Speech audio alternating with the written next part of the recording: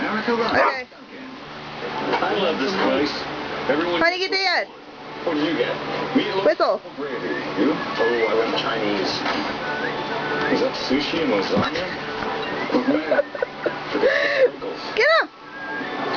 Come on, guys. Different people like different things. A good thing gets that and gives you choices.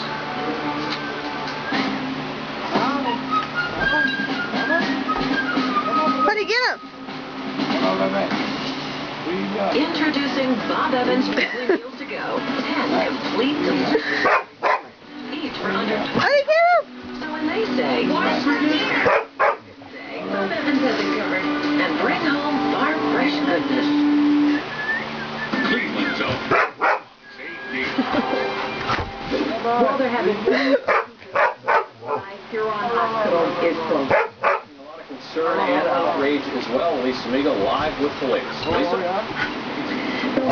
People who live here in these Cleveland say it's all very comforting knowing their local hospital and trauma center will be shutting down.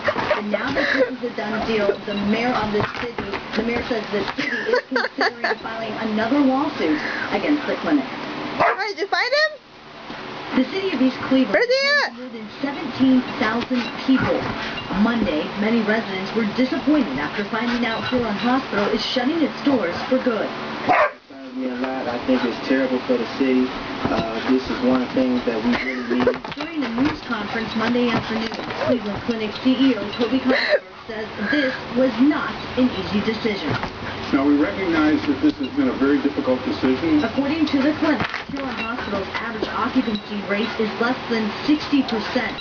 That, along with the city's declining population and changing healthcare needs, means within the next 90 days, patients will have to travel outside the city to get treatment. Get him, honey, get him! Our city that people want to invest in. Cleveland Mayor Gary Norton says the city stands to lose $3.5 million.